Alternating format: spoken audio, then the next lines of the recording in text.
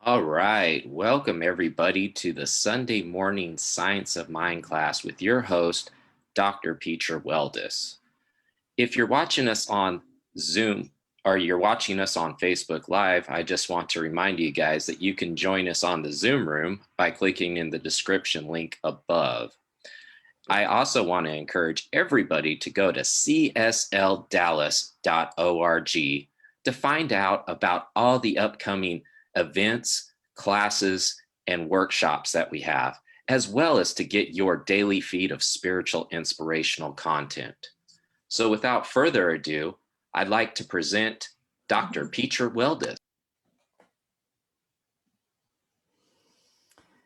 Hi, Ryan. Hi, everybody. Ryan, I'm unable to start my video because the host has stopped it.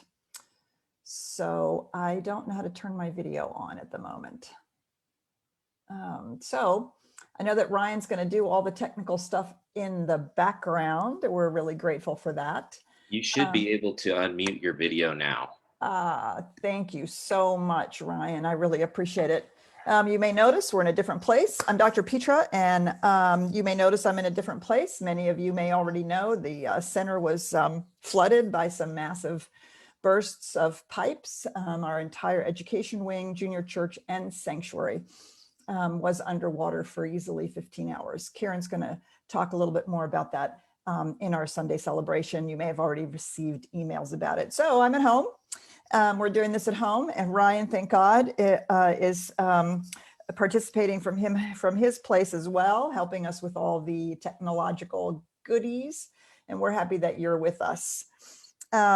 So oh God, you know, every time I open this book, I am reminded how meaty these chapters are. These are the chapters that are all about application, right? The whole first section is about the theory. What do we believe is the nature of reality? How do we think it works? And how does that all come together? And then this whole section, the second section in the entire book, this whole giant section is about application. And so if you are ever not certain about how to handle something, whether it's physical, whether it's manifestation, demonstrating, whether it's experiencing a deeper connection with the divine, these are the chapters to go to. So we're in Principles of Successful Living, demonstrating the law. And I'm actually using a different book than I normally use on Sunday mornings. I think I have 6 or 7 Science of Mind. The first 2 of them I can't pick up anymore because they're falling apart. This one has all kinds of exclamation points and stars and underlines, and I hope your book does too. So here we are. We're talking about Principles of Successful Living. We're talking about demonstration, right, which is our demonstration of our understanding of the law, and then manifestation, which is the actual outpicturing. And how we do that, how we experience that and express that. We talked last week about the idea that the whole point is for us to express our lives, that's what we're here for. We're the place where the universe is individually experiencing being conscious of its ability to co-create and getting to delight in all of the ways in which you and I show up in the world, and all of the ways in which we seek to express. And we use our spiritual mind treatment and our spiritual practice, on the one hand, to deal with things that stand in the way of us manifesting and having and expressing a life of joy, whether that is old tapes and false beliefs, or quite frankly, whether that's the crisis of a winter storm or a pandemic or systemic racism. The practices are all the same. The processes that we go through on an individual basis or the collective basis are all the same. And so we're going to talk about today what happens when we decide we're moving in the direction of something. We decide that we want to express in some way. We want to be free of a limitation, or we want to fix our broken pipes. Or we want to demonstrate some amazing, fabulous thing in the world, like a new business or a piece of art, or, save the planet. What do we do when we say to ourselves, I don't know what to do? I don't know what the right thing is to do. I don't know. What if I don't make the right decision? How do I know what's the right thing to do? So this is actually on page 272. People often say, I don't know what to do. I don't know how to make a choice. Right. And I'm sure that Tracy actually talked about this last week. We talked about the expression actually 2 weeks ago. And so the idea that when we don't know what to do, right, we become still at the top of 273. If we have to make a choice and feel we do not know which or what to choose, we must be still in our own consciousness and know that the spirit within us knows. The spirit within us knows. The wisdom and intelligence of the universe itself, which is the truth of our being, does in fact know, and we have to stop and listen. Now, it doesn't mean that the universe has a plan, has already figured out, oh, I'm going to have this thing happen to Petra so that she can learn a lesson or she can have this experience. Or I know exactly what Petra needs to do to express that end. Well, let me rephrase that. The universe doesn't care what our end result is, really. It can be, as I said, painting a picture or creating a business or having a family or some combination thereof, right? The end result is up to us. The universe knows how to do it. When intelligence makes a demand upon itself, it answers its own demand out of its own nature and cannot help doing so. This is an astonishing thought. In philosophy, this idea is called emergent evolution. Whenever the universe makes a demand upon itself, out of the very demand is created its fulfillment. In the Buddhist tradition, the phrase or the way they talk about this is that the path rises to meet our foot as we put our foot out. So if we put our foot out this way, the path rises to meet us. If we put our foot out this way, the path rises to meet us. The universe is having to take every decision and every action that we make in it as a part of the process. And the whole point of this idea is that it's not that the universe has a plan. It's that it intelligently knows how to move us from here to there. The answer to the problem is right then and there created in mind. The answer to the problem, what should I do? How should I move? Right? We know what the end result is, right? And we have no heat, we've got busted pipes, we don't know what to do. The answer to the problem, the end result is all of this has to be put back together again, right? We know what the end result is. Perfect wholeness. Not certain about what all the steps are. The answer to the problem is right then and there created in mind. It's not like there's a path that's already laid out that we have to try to figure out. I noticed that earlier, I can't remember, see where this is. He talks about, there's a comment about guidance. Oh, this is back on page 272, and he actually has guidance in quotes. Guidance. It's not like we're waiting for this whole thing to be laid out for us as if there's a pre-described plan. You must do this, this, and this for it to work out. No, the point is that as we move, the answer is being created in that moment. Emergent evolution. I love what Thomas Troward said. Thomas Troward says, you can't make a mistake. There's no mistake in the universe. You can't make a mistake. The universe has to take every decision or action that we make into the process of getting us to the end result, if we will stay absolutely committed in our consciousness to the end result. That's what we have to stay committed to, the end result. All of this put back together again in perfect wholeness. My life expressing financially free, with financial freedom in a way that feeds my soul. our political system and our institutions having moved completely beyond racism into full equity, right? That's the end result. The end result is what we become fixated on, obsessed with.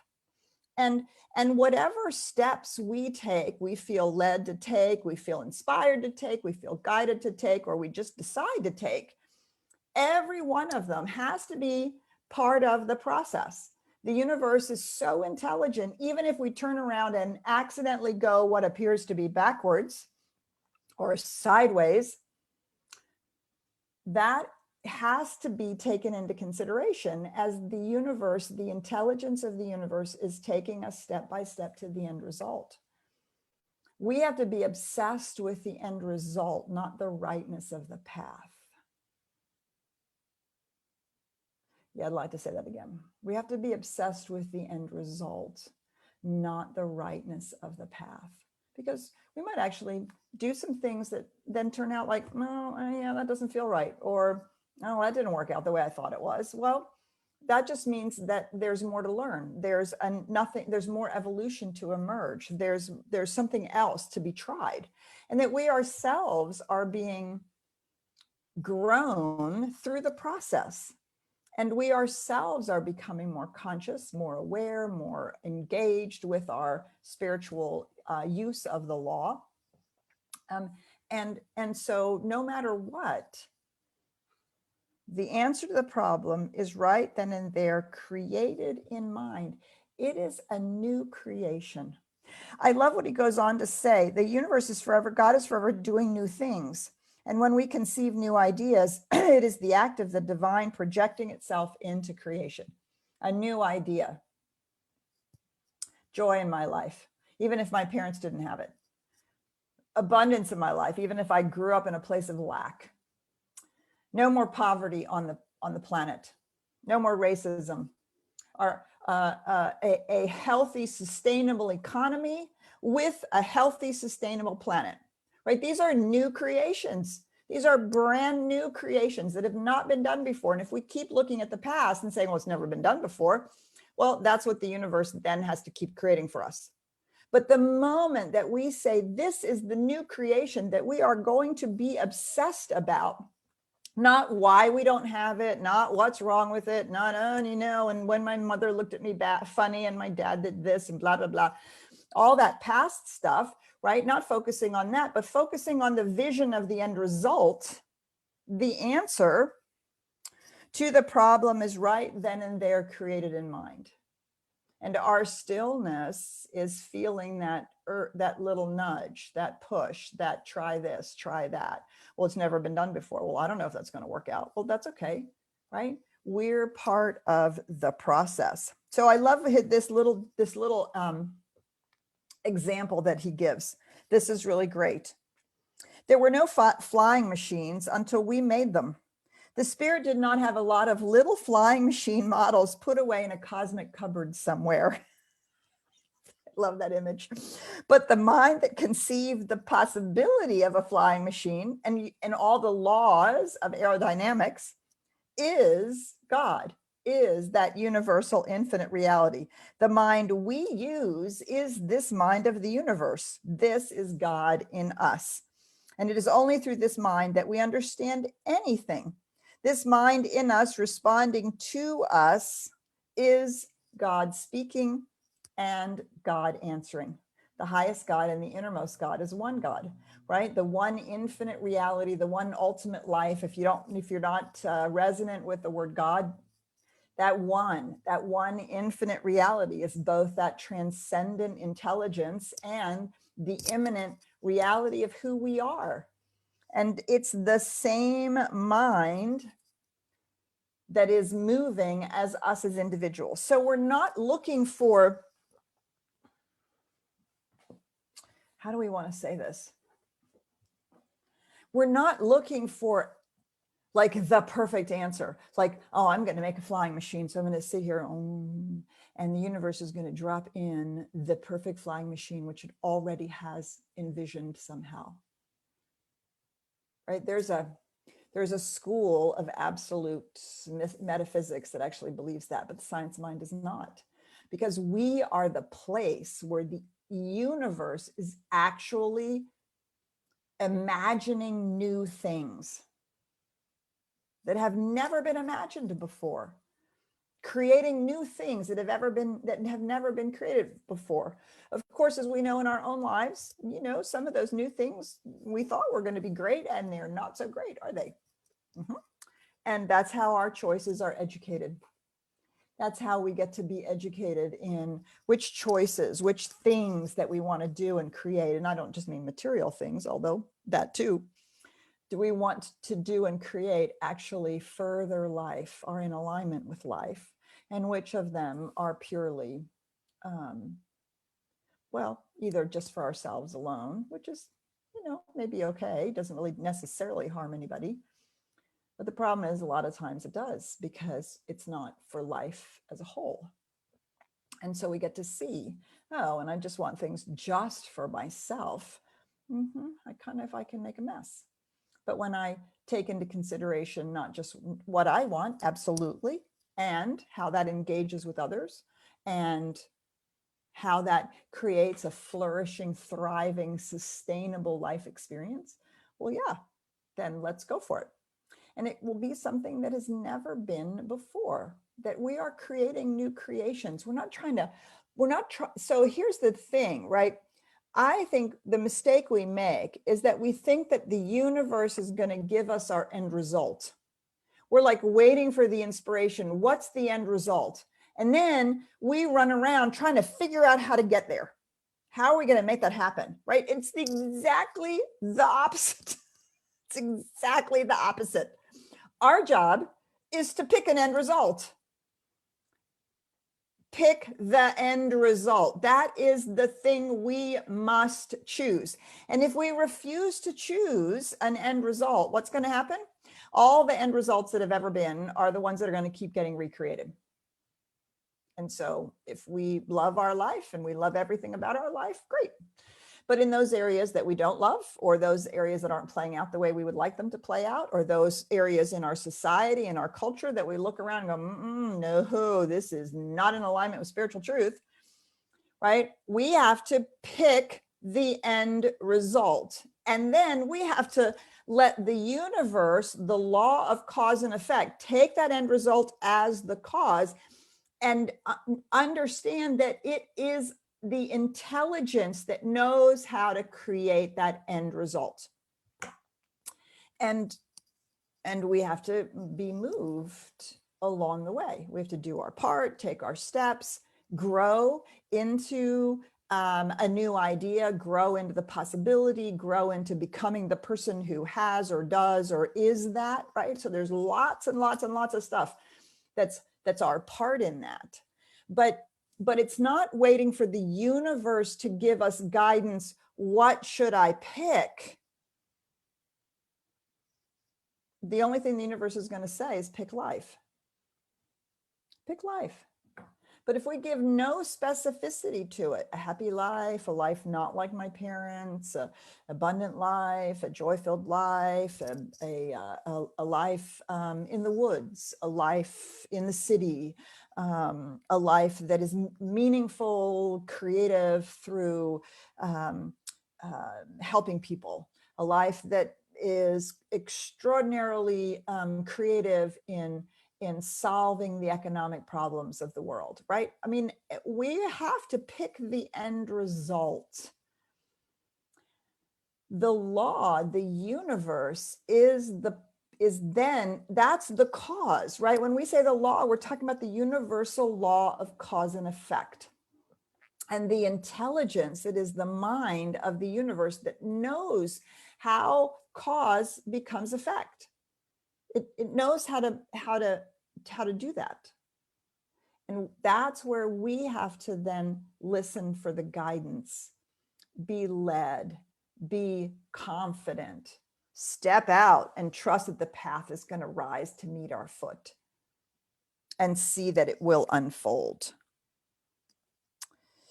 So we're going to stop there because then we go on to another associated thought.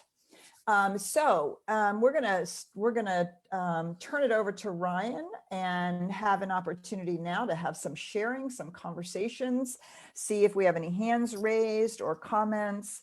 Ryan, I'm so grateful you're here with me. I'm so grateful everybody is with us. So please do share your thoughts and comments. Ryan, I'm going to turn to you. Thank you, Petra. And I am just so grateful to be here with you guys this Sunday morning. And I have a little announcement to make. Today is my birthday. Woo! Yeah! And what I'm asking for my birthday, for all those people who are out here joining us, is I want to see you guys hit that donate button for CSLDallas. Not only do I work here, but I also am a contributing member as well too. And I know that abundance comes from my abundance, and I live in an infinite possibility. So I want to share that with you guys. Thank you guys all for the birthday wishes I see coming through here now, and I appreciate that. But go and hit the donate button on the CSLDallas Facebook page, or you can always text your donations to CSLDallas, and I'll post that in the link as well too. For those who are joining us on Zoom, you can hit the raise your hand icon. It's located down below on the bottom of your screen. If you'd like to ask a question or comment, you can also put it inside of the comments field itself, and I can bring it here to the room and read it out loud. The same goes for those who are watching us on Facebook Live. If you have a question or a comment, go ahead and put it in the comment section, and I can bring that to the room. I do want to let everybody know that I keep most of these chats anonymous, just so in that way you can be free and open to ask whatever you want. And it looks like we do have a couple folks here that are raising their hands. So the first person I'm going to bring in is Dr. Cecilia Williams. Hi, Cecilia. Hi, Petra, and happy birthday, Ryan. Yay. Yay. Hey, so I was thinking while you said that quote, it's not the rightness of the path, it's and I don't remember the second part, but it's like the determination of knowing where you're going in the end game. Right. And I was having, like, while you were talking about that, it was dawning on me that the spiritual tradition that I came from, it was a lot of that, oh, if it's God's will. And in my world, it's like the wishy-washy, like, oh, it'll happen if it's supposed to happen, and blah, blah, blah. And what I realized is people say that to me today, and or may say, oh, it wasn't the will of whatever. And I'm like, no. I know what the end game's going to be. I know. So like and then I immediately started applying it to my doctorate, and I haven't talked to you guys in a while, but like I have hit brick wall after brick wall after brick wall. And I was like, no, there is a loose brick somewhere. Like I am going to, like, this is going to happen. Right. Yes. And I realized like 4 weeks ago, I may have to change what I want to do, like not change the subject content, but I may have to change how I get there. Yes. Because if I keep hitting a brick wall, the definition of insanity is doing the same thing over and over and expecting different results. Right. And it was, when you said that, I was like, oh, this is like the universe is saying, no, I think you need to turn here. I think you need to turn here. And I'm trying to go straight, right? Yes. Yes. It just became so clear. And it was just such a applicable moment in my mind while you were reading that and talking about it. And so I just wanted to share and join it, because I hadn't talked to you in a while. I know. I'm so happy to hear your voice, and I'm so happy to know that, that there's some clarity here, which is really great. I would say one thing, Cecilia, your insight is really perfect, but I would say one thing. It's not that the universe is saying, turn here, turn here. It's that We live in an infinitely intelligent universe. And if we've stepped out in a way where there's a brick wall and there's another brick wall and there's another brick wall, what that means is we live in an infinitely intelligent universe, so that if we will turn around, there will be another way to go. Because sometimes things don't work out. Sometimes along the way in which we thought, oh, I'm going to do this, and then I'm going to do that, and then, well, it doesn't actually get us to that end result. But staying focused on that end result, your doctorate on the subject matter that you have, and you thought, oh, I'm going to do this particular research with this particular group of people in this particular way. It's all going to be hunky-dory, blah, blah, blah, right? And so the brick walls isn't the universe saying turn here. It's just saying this is not going to get you there. It's not available to you. But what you can trust is the intelligence of the universe absolutely knows that if you will turn, there will be another avenue. There will absolutely be another avenue, because the intelligence of the universe has to know how to get you from here to there. And to trust that, right? And I'm going to just, Michael Beckwith always says this great thing: delay is not denial, right? So we have to stop hitting ourselves against the brick wall. And I love that you said it, well, the universe must not want me to have it, which is just ridiculously nonsense. And I love that you said that, right? The universe has no opinion. It just means that particular way is not available for whatever reason. And we know, because of the intelligence of the universe, that when the door closes, the window opens, or there are an infinite number of doors that we can try. And part of it is our flexibility, our growth, our learning, our whatever it is. Stay focused on the end result. Then we don't have to beat ourselves up for that it didn't work. Okay. That just wasn't the way. That just wasn't the path, but the end result is still there. We're going to stay focused on the end result. Thank you so much for sharing that. And then, then we can see, that's this dance, right? Where everything in the science of mind resolves itself into a paradox, for God's sakes, right? So it's the paradox of directive and receptive. It's the paradox of saying, I am obsessed, I will not be moved from the end result, but I shall dance on the path along the way. I shall be led and guided, and I shall not worry about things if they don't work out, because by God, I am fixated on the end result. Right. And do you see, that's two entirely different skill sets. That's two entirely different ways of being in the world. But we need them both. We need them both. And we don't want to dance with the end result thinking somehow, Spirit's making a decision for us. No. That's this two things that are absolutely fundamental to the spiritual being having a human experience: imagination and choice. Can't get away from it. Beautiful. Cecilia, thank you so much. It's great. Can't wait to hear what the next steps are. All right, Ryan, we're coming back to you. Yes, absolutely. And I've got Dennis, who I'm going to call up, and then Petra, I have just a couple questions for you. So Dennis, you want to go ahead and unmute yourself? Hi, Dennis. Oh, good morning. Good morning. Happy birthday, Ryan. And Cecilia, nice to hear you. Yeah, been too long. And yeah, that's something along her comment. That is something that has majorly changed with me over the years with Science of Mind, is what I believe the will of God truly is. Yeah. I mean, it's powerful. And as I was reading through this, what I wanted to comment on this when I was reading through this last week, and I'm like, yeah, this guidance and all that, it's really cool. That's good. The challenge is I must physically engage with it. Yes. And when I started practicing Science of Mind, okay, what I've learned is that little nudge. I was denying the voice of the divine.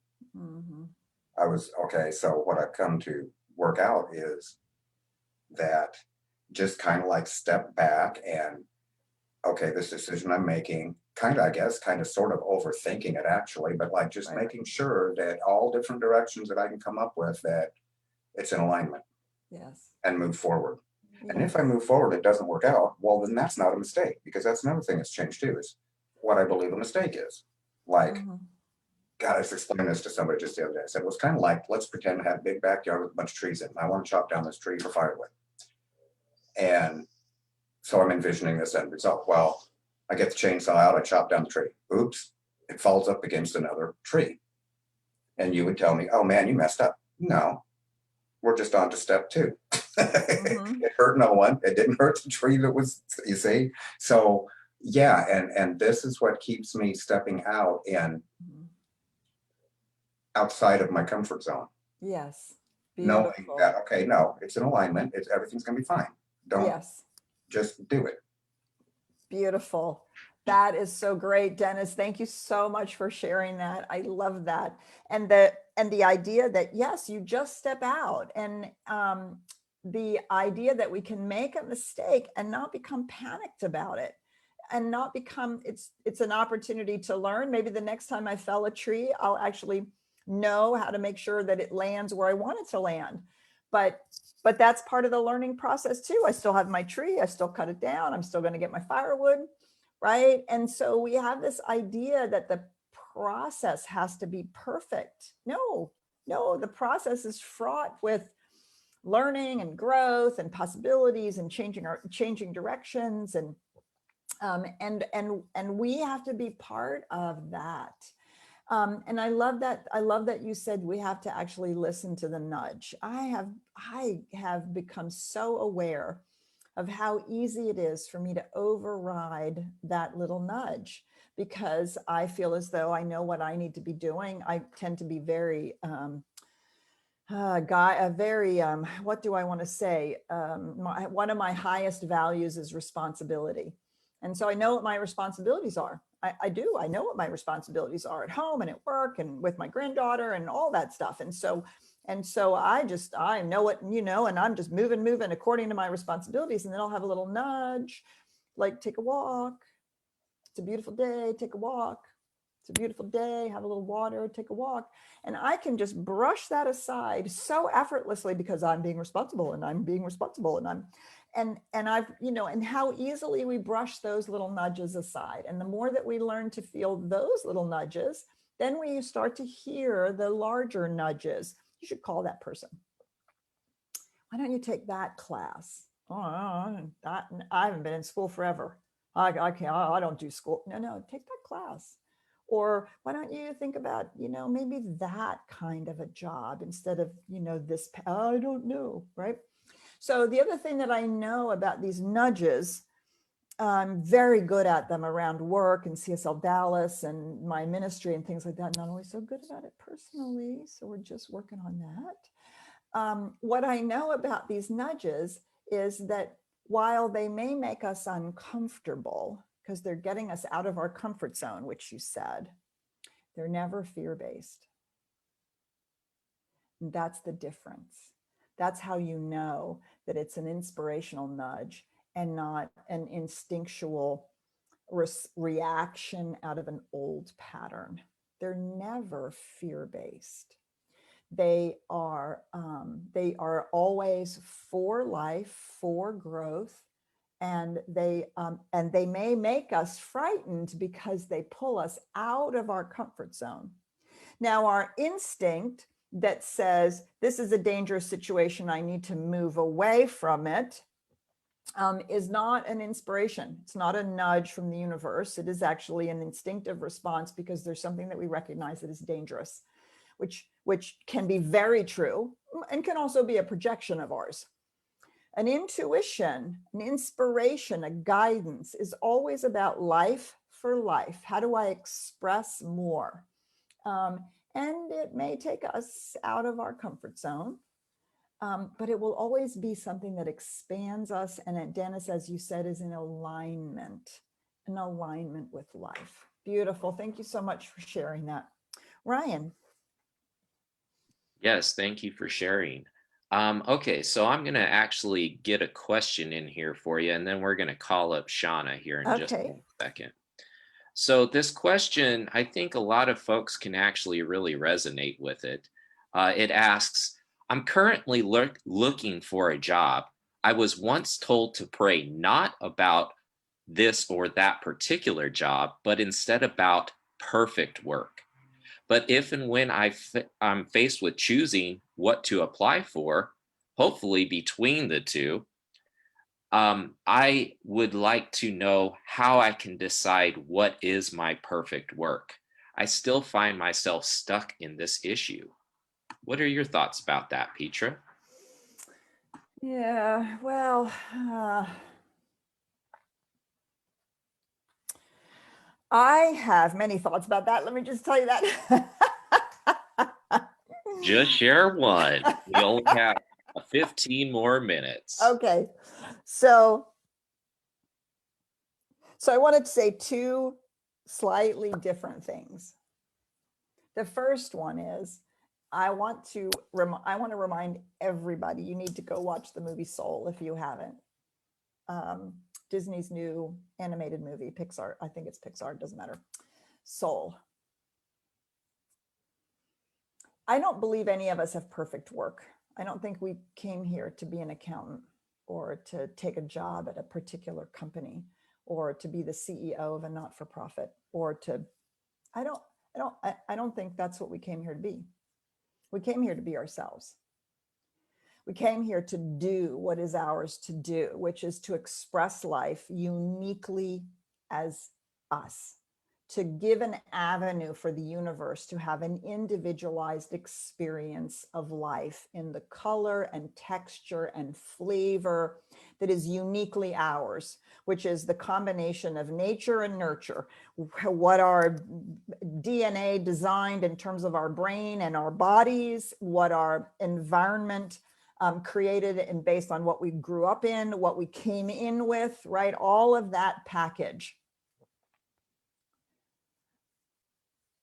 I don't think there is such a thing as perfect work. Well, first of all, my experience is, even though I've been doing this for a really, really long time, and I love ministry, there's a load of stuff about it I don't like. So I would not call it perfect work. I would call it a perfect way to express my gifts and talents. So that's the other piece of it. One of the things that happened for me when I got into the ministry, I was actually going in an entirely different direction. I was going to go sit on those fire towers, you know, in the middle of the woods, and 6 months out of the year, and never have to talk to a soul. I was just going to, you know, document the birds and the bears and watch for fires and do research, and for 6 months, never have to talk to a single person. Just cracks me up. Anyway, so one of the things that I realized as I was moving in this direction of ministry was that ministry requires a ridiculous number of skill sets and a ridiculous number has a ridiculous number of opportunities for growth. And I realized that ministry itself would take every bit of me.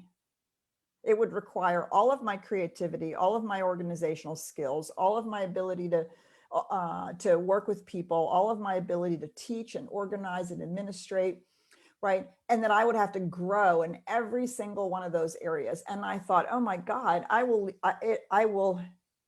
get to use every part of me, which basically means I did nothing but ministry, right? Most people, they say, well, I'm going to give this much to my work.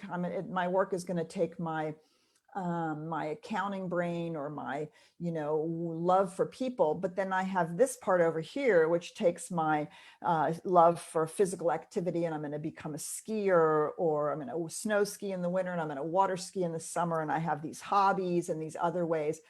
Because the truth is, we're all multidimensional beings. We all have many interests and skill sets and places where we want to grow. So coming back to the question about perfect work, right? The question that I would ask myself is, one, what are my talents that I have to offer? What do I really want to be spending my time doing? And what kinds of things would I like to learn about? Do I want to learn about leadership? Do I want to learn a lot about technology? Do I want to learn more about working with people? What do I, right? My current skills and talents, whatever they might be, whether they're innate or learned, the things that I really like doing, the kinds of things that I really like doing. Do I like to geek out with spreadsheets? Do I, love being super creative, whatever it is. And then what do I want to learn about, learn more about? And think about what kinds of opportunities might be available. You might be able to take those things and you could potentially be in 7 different kinds of industries. You could potentially be in 3 or 4 or 5 different kinds of jobs. We're not here to be in a box. We're not here to find our perfect work. Oh, I came here to be a customer service representative. No, you came here to be you. And whatever the job is, it will always have stuff in it we don't want to do. All jobs have stuff that, whatever. You just have to do them because there's all these other things that actually are in alignment with expressing who you have come here to be. They're an avenue for you to give the gift that is precisely yours. And so maybe you're a customer service rep because you actually care about the person on the other end of the phone. You know how to empathize and be compassionate. And you know how to help them navigate all of the myriad of forms and overwhelming stuff that needs to be done so that they can have their insurance claim, so they can get their busted pipes fixed. Maybe you're so good at bringing people and forms together in that way that you find like that's your niche for some period of time. Like you're giving your gift. And truthfully, you're doing an amazing work of light in the world. And do you see what I'm saying? So perfect work. It's like people say, well, follow your passion. Well, most of us have 10 passions, or we don't know what they are. We don't have any. And we're not here to do one thing. We're not here to be one thing other than fully express ourselves. And over time, that might shift and change, right? So you get 2 or 3 job offers, then you go, what feels right? What feels good to me? What will allow me to be mostly myself, provide me with good financial, income, and yeah, I'm going to try that. And then if we can say that I'm going to try it, we don't feel like, oh, now I'm locked in for the rest of my life. I might do it for a year, I might do it for 10. And then you might say, well, doesn't quite fit anymore, doesn't quite serve anymore. So I have a little bit of a problem with this idea of passion and perfect work as the sole goal of getting a job. You are not here to get a job. You get jobs so that you can express yourself and have one avenue of financial good come to you. That is why you get a job. You're here to be you, full on, full out. And sometimes perfect work is I make money so that I can actually do my passion on the side.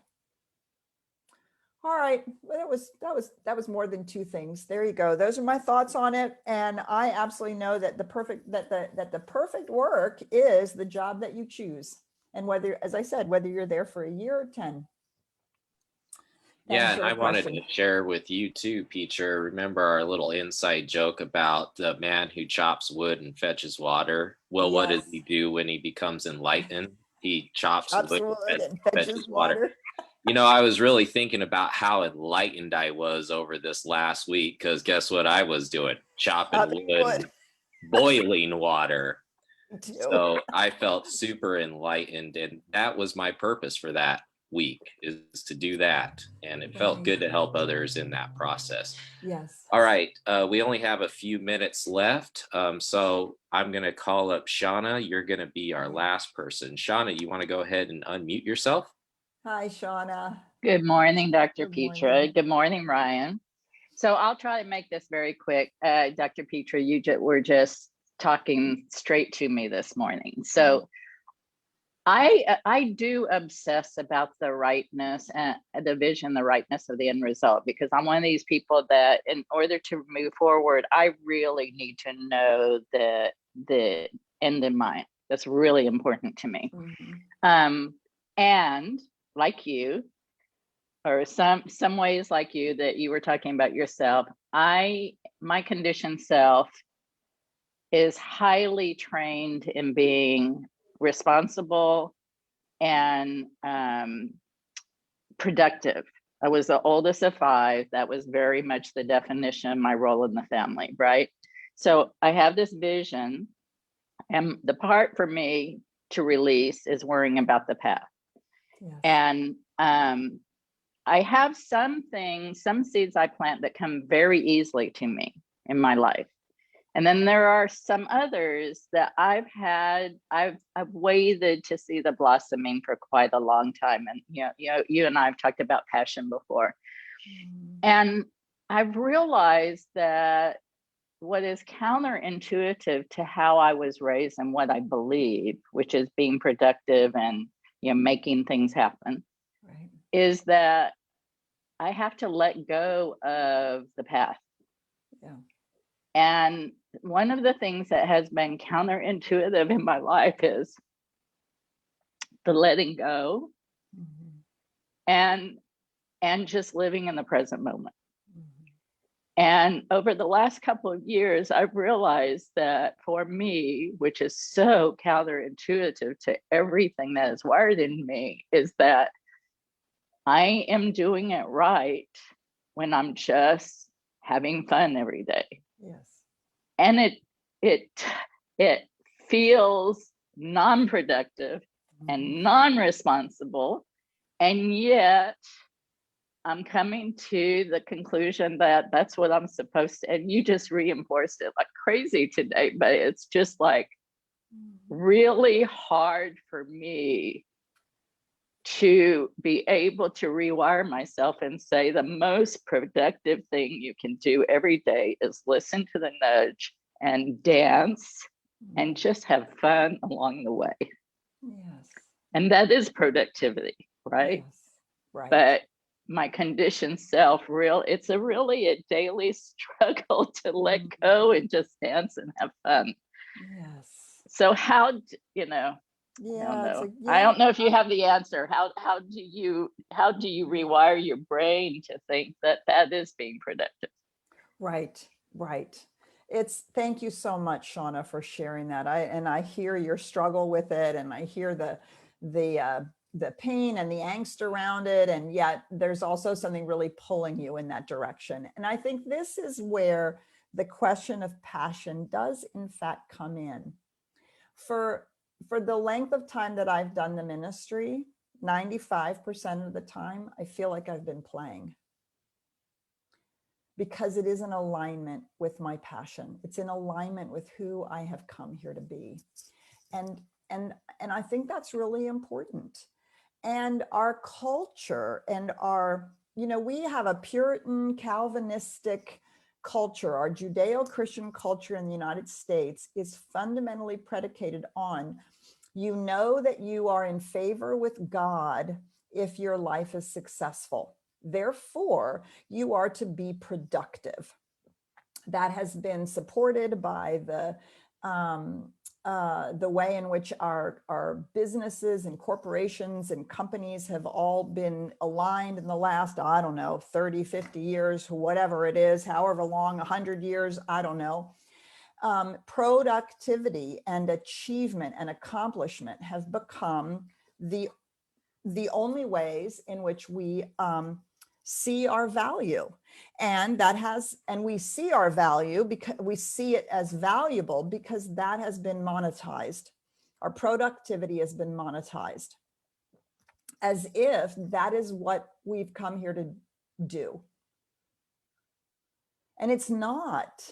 And so the rewiring, Shauna, that you're talking about is so critical, is that we're not here to make a living. We're here to make lives. We're here to make lives that are joy-filled. We're here to make lives that are embedded in life, in others, in lives, in our lives collectively. We're not here just to make a living so that we can pay the bills, so that we can say that we were productive, that we were good householders. that we accomplished something. Yes, there are times when that really motivates us. We want to accomplish a doctorate. We want to accomplish climbing Mount Everest. We want to accomplish building a business or becoming a good artist, of course, but not when it's the sole thing that drives us. And so I think you're onto something in this notion that it's the end result is this life I'm creating. The end result is the expression of my gifts and talents in some meaning. We are here to contribute to life. That is our expression. It does, in fact, contribute to life. But then every day is an opportunity to do that dance, as you said, to feel into, oh, I really need to be paying attention to this today. Oh, I'm just going to hang and be with what is today. I'm going to allow the joy of my creativity and expression to come forward today. And what does that look like in this day, in this moment? And so I do a lot of that. I'm constantly listening to that while trying. I will say it's trying. I admit that it's trying to decouple my value with what I accomplish. Because the truth is, each of us are valuable for who we are and how we show up in the world, and the contribution that we make, as opposed to always the accomplishment. We're valuable for our presence as opposed to our productivity. Yes, of course we want to be productive, and of course we want to accomplish things, but not as the end all be all. And so I think you're onto something, Shauna. And I think that, you know, all the complaints about the slackers and the millennials and the slackers, I think that there are lots of people who are waking up. A sustainable life is a whole life, holistic life, which means that we are not just valued for what we produce and accomplish. And so that's the uncoupling that has to be done, right? That we have to keep. And so how I rewire that is I remind myself that I am here to express the life that Spirit is living as me. That's what I'm here for, period. End of sentence. Everything else is the outpicturing of that. And the more that I can listen to that, the more fully fulfilled I feel and the more contribution I can make. So I trust that that dance continues to show up for you, Shauna, and that all of us are dancing that dance together. All right, so we're coming to the end of our time. Please do continue reading. We have quite a few paragraphs in this fabulous section. As you can see, we're going to continue reading, and we're going to have our celebration from our homes as well. You'll see Karen and I and Oscar, and of course we'll have Ryan in the background here coming up shortly. Ryan, anything else? Any other announcements? I know we'll do announcements in the celebration. Anything else we need to talk about? No, just that go to CSLDallas.org for all the latest updates on all of our upcoming events. And yes, join us in the celebration. We'll be live on Facebook. So go to our CSL Dallas Facebook page and join us there. See you guys soon. Great. Bye for now.